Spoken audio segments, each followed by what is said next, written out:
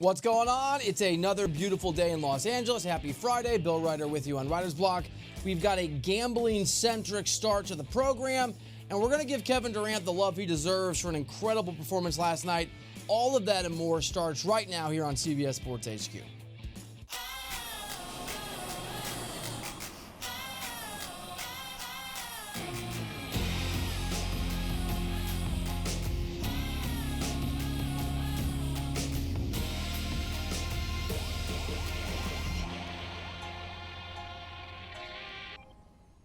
All right, normally we do Bill's big game preview, or Bill's big bet of the day, at the end of the show, but we're feeling feisty on this Friday. We got a bunch of NBA games tonight and tomorrow, so we're doing an enhanced, gigantic version of Bill's big bet of the day. And I'm going to point out, I'm on a bit of a roll. 4-2, couple bad beats in there. I knew the Rockets were a lock against Utah.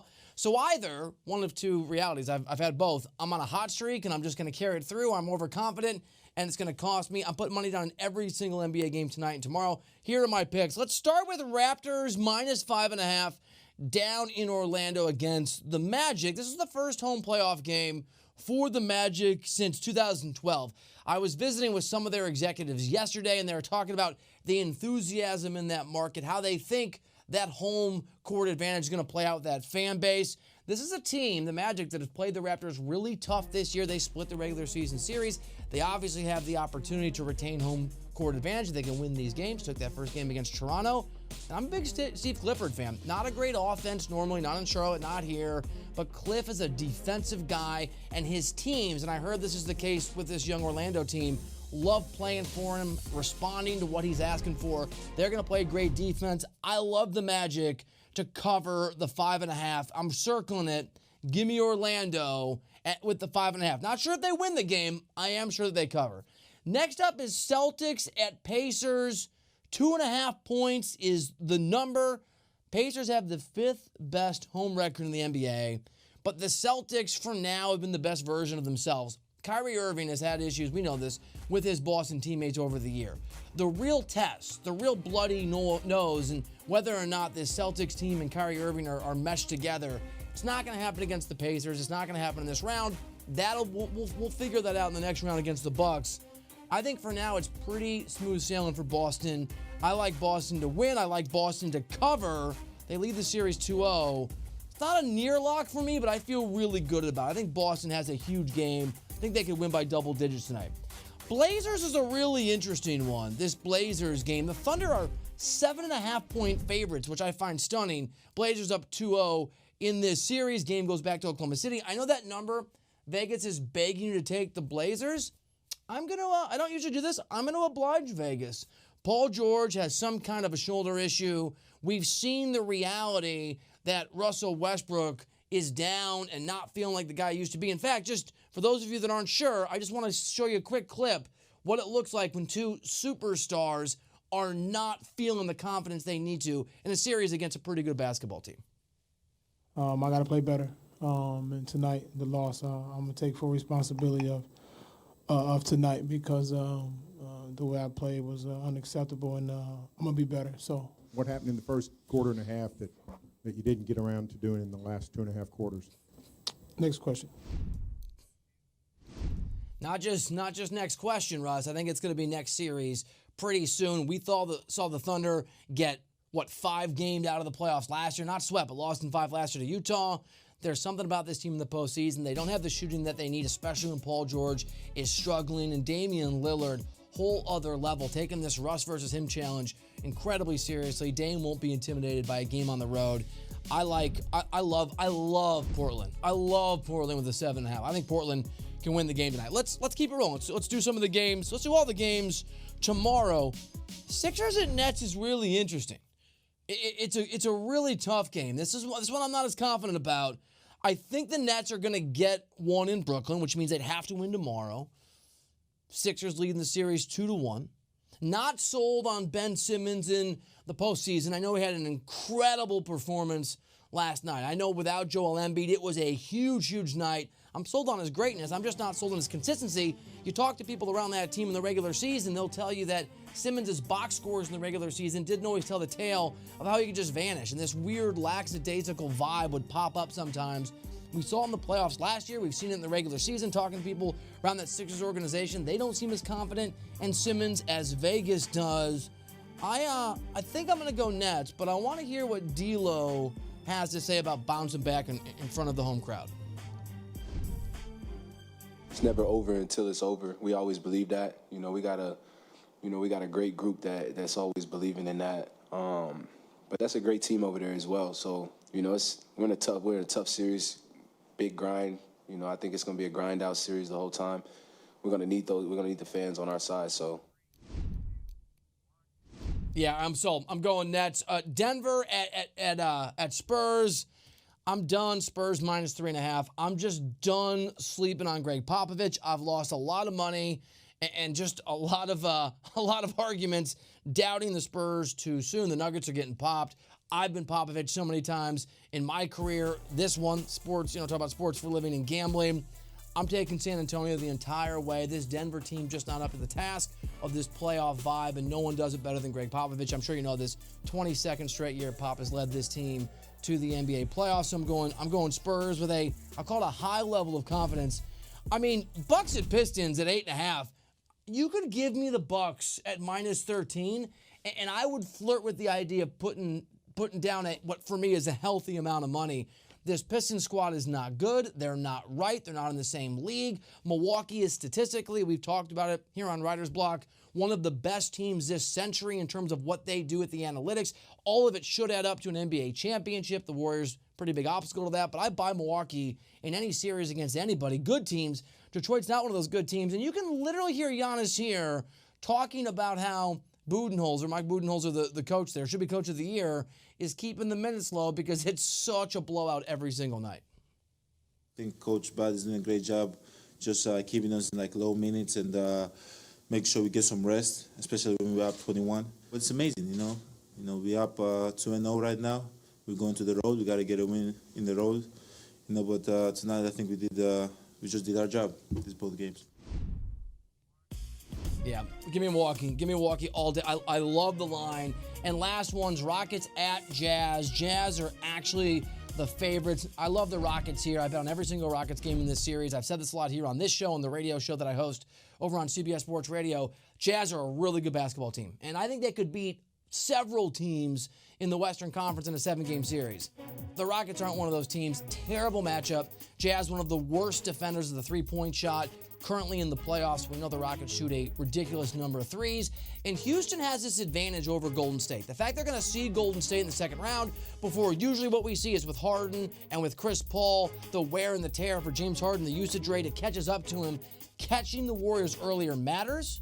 The Warriors at least slipping up in that one game against the Clippers means that there could be the Rockets waiting for a game, having a little extra rest as they wait on Golden State. I think Houston's racing toward that series. I think they'll dominate the Jazz tonight. I love high level of confidence. I love the Rockets tonight getting points, absolutely. And I love this. Bill's big bet of the day. We're just going to get super overconfident and bet all the games, and we'll figure out Monday whether I'm, that 4-2 is moving in the right direction or the wrong direction. I feel really good about these games. Gonna transition to a little NFL talk. The NFL draft coming up less than a week from now. And Justin Layne, the cornerback out of Michigan State, really interesting player. Projects late first round to third round. Gonna join me here in a moment on Writer's Block when we come back to CBS Sports HQ.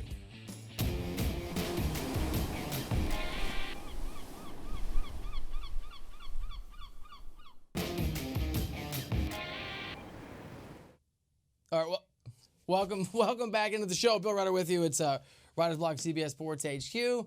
We're going to go to a very active coffee shop now where just a moment ago, a parent was counting 1, 2, 3 at a child who's in trouble. I'm a parent. I've been there and talked to Justin Layne, the cornerback out of Michigan State. Justin, it's a busy time. You're in a busy place. Thanks for being here. No, thank you for having me. Really appreciate you. So you tweeted a couple days ago that you were losing sleep. You were so excited about the upcoming NFL draft. Where are you at? How are you feeling? Are you still having sleepless nights getting ready for that moment? Man, I think about it every day, every moment of the day. And it's just crazy. Just a blessing to be in this situation. What is the as you visit with various GMs and various scouts and various executives around the NFL, what is the message that you're selling? Sell me? What is the, hey, I'm your guy, bring me into your football team, I will be a part of a successful organization? I just feel like you just getting a player, just an overall player. I mean, my production speaks for itself, but I just feel like you're getting the best corner in the draft. I mean, I feel like my production over the past year has just always been great. I feel like I tackle well. I feel like I play the ball well in the air. So, I mean, I feel like you're just getting a complete player. I'm going to go hard for you. I'm going to do whatever I can to make my team win. So that's what you're getting out of me. And this happens, but you're a former receiver who transitioned over to the other side of the equation, went from catching balls to stopping guys. How has that helped you? How has that aided you to make you better at the position you play than maybe guys who don't have that experience? I just feel like it's just the ball, playing the ball in the air. I mean, that helps me a lot. And kind of just recognizing the wide receiver's tendencies and just kind of knowing, having a feel for the right routes they're running. So, I mean, it helps all the way around. All right, last question for you. I know you're busy, Justin. Really appreciate the time. We've seen projections for you as high as the first round, all the way to the third round. How much do you pay attention, and how important is it to you to be drafted high versus going to a place that would turn out to be a really good fit for you and what you're about? I feel like it's 50-50. I feel like every player wants to get drafted as high as possible. But at the same time, everybody doesn't make the roster. You have to still prove it at the end of the day. So, I mean, I just know I'm the type of player where I know whatever team I get or whatever team picks me, I'm going to do the best I can, and I'm going to show my team why I'm the best corner in the draft, regardless of where I get picked. Justin Layne, appreciate you joining us from that coffee shop. Thanks for making time, and good luck on Thursday. All right, thank you. All right, Justin Layne from Michigan State, really nice dude. We're gonna keep it a little short. There's kind of a chaotic scene. That's real life. These young men, these players getting ready. They're going from interview to interview. They're doing conversations with media members like us. They're talking to GMs. It's a very, very good football player. I'm a Bears fan. I would love to see the Bears be able to nab this guy if it works for their plans. Good dude. Appreciate his time. Before we sign off on this Friday, got to give Kevin Durant some love. He was pretty much a bum in Game 2. He was a superstar again in Game 3. We'll go inside the numbers on the right side, the correct version, the superstar version of KD when we come back to the program here in just a minute.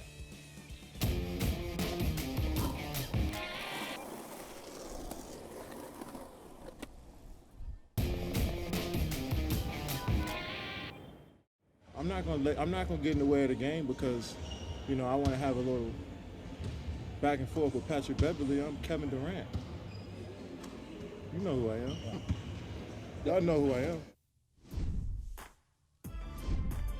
There he is, Kevin Durant. We're going inside the numbers on good KD, bad KD. Who is KD? And we start with the number 38 last night. As you probably know, Durant dropped 38 points in that Game 3 destruction of the Clippers, give the Warriors a 2-1 lead. That is tied for the most points in fewer than 30 minutes played in playoff game in the shot clock era. LaMarcus Aldridge, the other guy with that feat. How about the number 130? Durant helped the Warriors to also score those 130-plus points in consecutive playoff games for the first time in franchise history. The over was hit in all 3 games in this series. Keep feeding that over. This one is amazing to me. 45.4. It really is. That was Durant's usage rate, which skyrocketed in Game 3 to 45.4%. That is an absurd number. The best on the Warriors in Game 3, the highest, I should say. In Game 2, it was just 26.6%. A 45% usage rate that's like a pitcher throwing 200 pitches. That's a lot. How about 40.4? Game 2 was a game for KD to forget. We know this. That's why we played to that sound. In Game 2, Durant's turnover percentage was a whopping 40.4%, the highest of any player on either team. He brought that down to 15.9% in Game 3. It's Dr. Jekyll and Mr. Durant, 2 different guys in this series. How about the number 20? With Durant leading the Dubs to another victory last night, that now gives the Warriors a road victory in a playoff series in 20 consecutive playoff series. We know this. They're ridiculous. And finally, the number 2 was also last night. Durant was hit with a technical foul which would have been his third of the series. After review today, the tech was rescinded and Durant remains with 2 technicals in the series, which is very important because 7 playoff technicals earn you a 1-game suspension. Here's the reality, and we talked about this on the show earlier in the week. As Kevin Durant goes, so goes the rest of this Warriors team. I know that people have said and have made the argument, including here on CBS Sports HQ, that Boogie Cousins' injury is not that significant because the Warriors' numbers were down. They're actually a net negative when he was on the floor. Let me just parse that very, very quickly for you. Why I think that's a little bit off base. The reason that that's the case is that Steph Curry's usage rate and the number of shots that he takes went down astronomically when he was on the floor with DeMarcus Cousins because he was trying to do the same thing with Boogie that he did with Durant's first year in Golden State, make him more comfortable. Steph was deferring as part of a plan, a human being's plan, to get another superstar in the mix. When the playoffs rolled around, we're here now, when the series got going, we're in that now. When they need a Boogie, Steph was not going to shoot 17 shots per game per 36 minutes with Boogie on the floor. It would have worked. It would have been fine. The number is a little misleading, which makes Kevin Durant, for me, that much more important. No Boogie, not the kind of depth the Warriors have had in the past. They need to see what we saw last night. Not just good KD, they need great KD, and I think they'll get that. They're going to beat the Clippers in 5. They're going to face the Warriors in that second-round matchup, and we'll spend a lot of time talking about it on this show and on CBS Sports HQ because it could determine, I like the Bucks too, it could determine who wins the NBA championship this year. Probably will. All right, thank you so much for hanging out. Happy Friday. Gave you some bets at the top of the show. I'm telling you, confidence level's feeling pretty good. So if you'd like me, want to put a little bit of money down, might not be the worst idea in the world. We'll see you next week. We've got all kinds of great interviews, including Nick Bosa on the show. So stick around, check in for that. 5 o'clock Eastern, 2 o'clock Pacific, Writer's Block. CBS Sports HQ's got you covered here from Fort Lauderdale. Catch up on what's going on. Sportsline in 30 minutes. We'll see you next week. Have a great weekend.